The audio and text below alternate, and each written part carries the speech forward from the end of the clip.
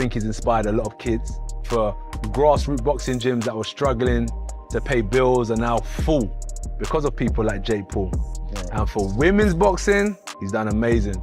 It's women's rights to stand up and fight for equal right, and Jake's a pioneer of that, so he's done well on those two fronts.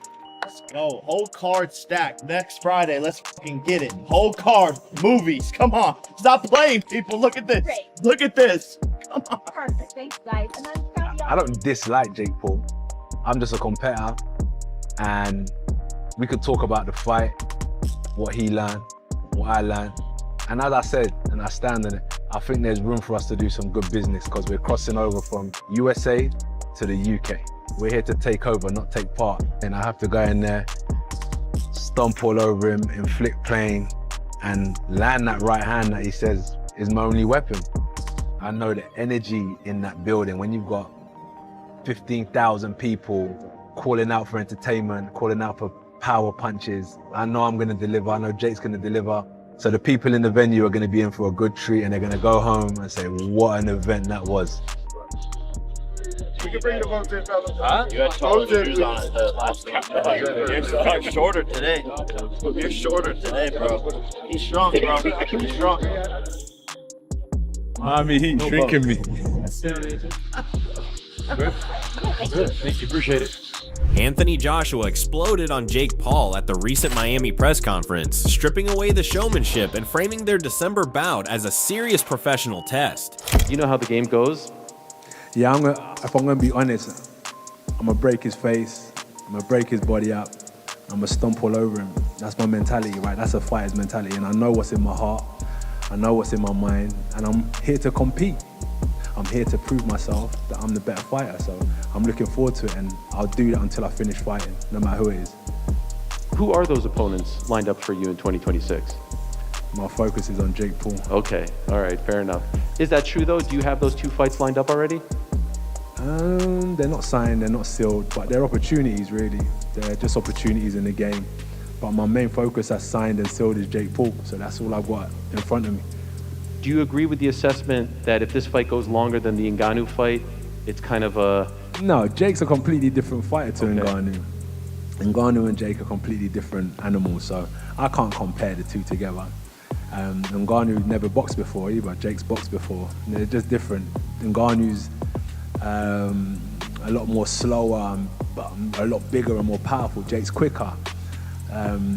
Jake boxes in a completely different style. Ngannou's more upright. He can do switches southpaw and orthodox. Jake doesn't really do that. They're completely different fighters, if I'm honest with you. So I'm not trying to compare. At the end of the day, it's just what happens at the end of the night. I'm not in there to try and knock Jake out in 10 seconds or 8 rounds. I'm going to go in there and do a job. I'm going to want to hurt him. With Fight Night rapidly approaching, Anthony Joshua has entered full competition mode, and everything coming out of his camp reflects total focus. There's no hint of looseness, no spectacle-driven mindset, only calculated preparation. AJ is dialing in his conditioning, refining his punch sequences, and committing to a structured forward-pressing strategy built around control and precision. This moment isn't about hype or curiosity, it's about execution, composure, and ensuring every detail is accounted for before the opening bell. Joshua understands the magnitude of the occasion, the intensity of the spotlight, and the weight of expectation. And that's exactly why his approach has been uncompromising. As the final days tick away, the signal from camp couldn't be clearer.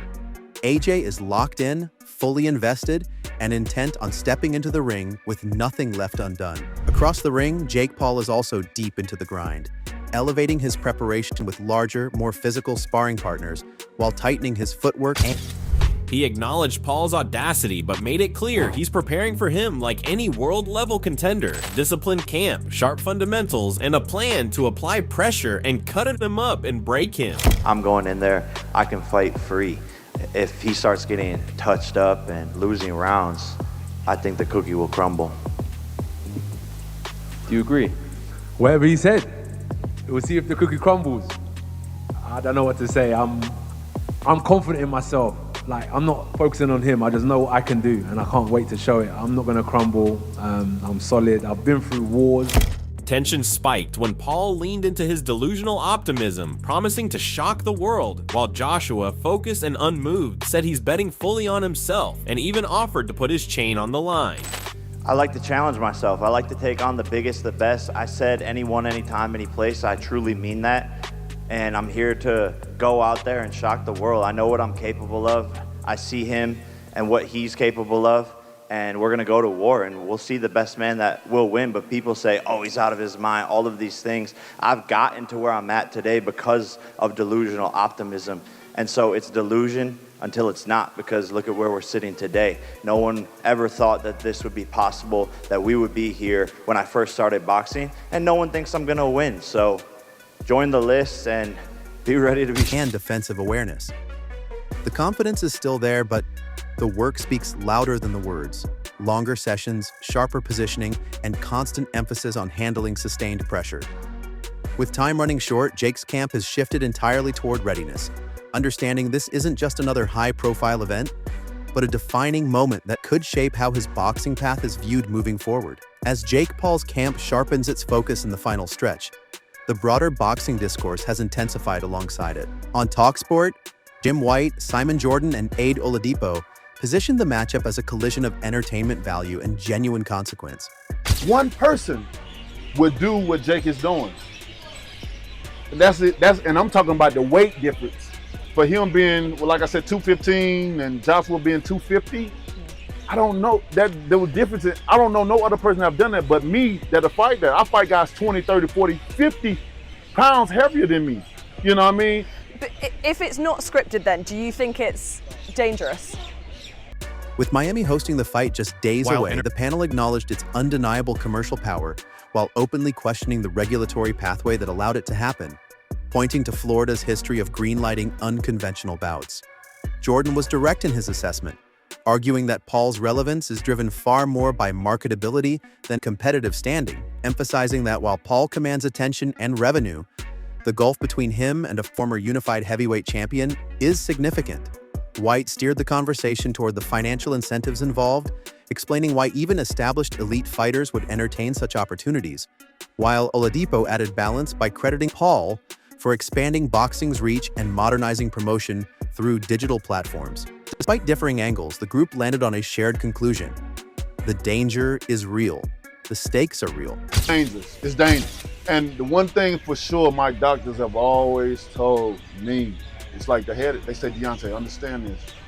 The head is not meant to be hit, you know? Because I always get, CAT scans and make sure the brain and stuff right and making my body right. And I always try to convince other fighters and stuff, go get MRIs, go get CAT scans, and go get all that, because your outside body may feel good. You may, I'm good, especially after a fight. The adrenaline rush is still on. You don't feel nothing right now. But after this over with, maybe a week, a month, 11, you probably are developing something that can end your career. You just can't see it right now. You can't see it. You maybe can't feel it, but it's developing. And that's why I say, because the doctors always told me, and I learned from the doctors, they say, Deontay, understand, the head is not meant to be hit. Your brain is not meant to be shook. And if Joshua fails to handle Paul convincingly, it could throw long-term plans into disarray. Ultimately, the takeaway was straightforward. Intrigue will fuel massive audiences, but once the fight begins, boxing's brutal order is expected to prevail. Building on that TalkSport debate, attention quickly shifted to how fighters themselves are reacting, with Michael Bisping offering one of the strongest responses. As more notable voices publicly leaned toward Paul, Bisping made it clear he couldn't accept the idea of Anthony Joshua being stopped by a YouTuber turned boxer, even while admitting how surreal the entire scenario feels. He referenced comments from figures like Tyson Fury, who openly suggested Paul could score a knockout, and Demetrius Mighty Mouse Johnson, who pointed to Joshua's previous stoppage losses as evidence of susceptibility. Quick, it's come so quick, the fight has. But AJ by knockout, brutal knockout. Nakisa is making a big mistake putting Jake Paul in. The appeal of crossover events and the ongoing conversation about safety, competitive balance, and how far the sport should stretch to accommodate spectacle.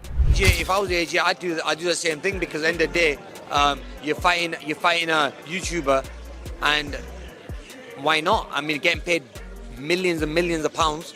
And why is Jake doing? Jake's just doing it for probably the fan following. Maybe he wants to get the boxing audience But look, who knows? I mean, anything can happen in boxing. One punch can change the fight, but I just don't think he has that one punch to change the fight. It's just does Jake Paul. For Bisping, those arguments cross into exaggeration when weighed against Joshua's Olympic background, championship resume, and extensive experience against world-class heavyweights. While he acknowledged Paul's improvements, physical strength, and willingness to step into legitimate danger, Bisping framed the growing confidence around Paul as more indicative of a warped modern boxing narrative than an accurate reflection of competitive reality. Bisping pushed the conversation even further by stripping it down to boxing fundamentals and real-world danger. He had a deal with the zone to allow AJ to take this fight. I'll be there promoting AJ. I won't be pushing and promoting the show like normal, but you'll see me. You'll see me all week, and I'll be around AJ like I am every fight week. And we're taking this very seriously. It's not like we're not going into this week in Miami as a laugh.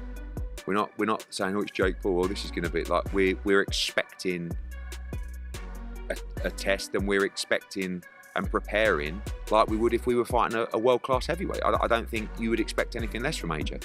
He's not mucking around. He's not laughing and joking. You know, he's relaxed, but he knows he's fighting next week on a massive stage in a fight that's very important. Emphasizing that Anthony Joshua isn't just a recognizable name, but a battle-tested heavyweight with speed, rhythm, and knockout power unlike anything Jake Paul has encountered. He dismissed suggestions that Joshua would need to box conservatively or rely on movement, arguing instead that AJ has consistently proven he can hold his ground and break down large, physically strong opponents. As a recent reference point, Bisping pointed to Joshua's emphatic stoppage of Francis Ngannou. And he can go over and, you know, he can't get up and the ref stopped. That'll be a massive result. You know, the biggest result for Jake Paul right now is that he gets away with it by not getting hit too flush, because the artillery will be heavy. The artillery won't be, and I've lost count of how many times I've said this. Do not worry about anybody holding back. Do not worry about us going, oh, it's Jake Paul, let's not take it to... No. We're going in there, locked and loaded with the heaviest fucking artillery in the heavyweight division that will be unleashed on Jake. As evidence of what happens when raw power meets elite timing and experience. When speculations surfaced about the fight being staged or governed by behind-the-scenes limitations, Bisping shut that down as well, citing Eddie Hearn's firm rebuttals and the severe legal and professional consequences such claims would carry in regulated boxing. From his perspective, the conclusion was simple. The attention may come from spectacle, but the danger is genuine. And if anyone is likely to suffer from confusing hype with heavyweight reality, it won't be Anthony Joshua. Taking a step back and looking at the full picture, Joshua's disciplined, no-nonsense camp. Okay, so... and it will be unleashed sharp, fast, and hard on his chin. So the best case scenario for him is that he gets, you know, it don't land too clean, because when it lands clean, he ain't getting up, and the fight's over, and he's getting knocked out bad. And there'll be a lot of people that will enjoy watching it. I'm giving him the respect to say, listen, you've got big balls, but he needs to get very lucky next weekend. Not lucky to win, not lucky to survive on points, lucky that the knockout is not too clean. Paul's intense but clearly survival-aware preparation. The skepticism voiced on TalkSport by Jim White, Simon Jordan, and Aid Oladipo, and Michael Bisping's outright rejection of the upset narrative, a consistent theme emerges. This fight may be marketed as entertainment, but it sits firmly within the unforgiving boundaries of heavyweight boxing. I give Jake Paul credit for embracing the risk and committing real effort to his development. But hard work and belief don't replace years of elite competition, physical advantages, timing, and fight-ending instincts. You can argue about licensing, promotion, and commercial logic all you want. But once the bell sounds, it's a former unified heavyweight champion in front of him. Someone who has punished world-class opponents for far smaller mistakes. From where I'm standing, and likely where you're watching from, this doesn't feel like an even mystery. It feels like a question of how long Paul can manage danger before reality catches up. My call is Anthony Joshua by early stoppage, not as a slight on Paul's courage, but as a reminder that boxing, especially at heavyweight, has a ruthless way of enforcing the difference between levels. When it's all said and done, this bout lives at the crossroads of ambition, business, and heavyweight truth. Anthony Joshua is treating this like a legitimate professional assignment, Jake Paul is stepping into the most perilous challenge of his boxing career. And voices across the sport, from analysts to fighters, largely agree that marketing can only stretch so far before physics takes over. That doesn't erase the intrigue or the boldness involved, but it makes the stakes unmistakable. This isn't just content, it's consequence. Now I want to hear from you. Do you think Jake Paul has something we're all missing, or does this play out the way most heavyweight mismatches do once punches start landing? Drop your thoughts in the comments, let's get into it. And don't forget to like, share, and subscribe to Boxing Headquarters. I'll catch you in the next one.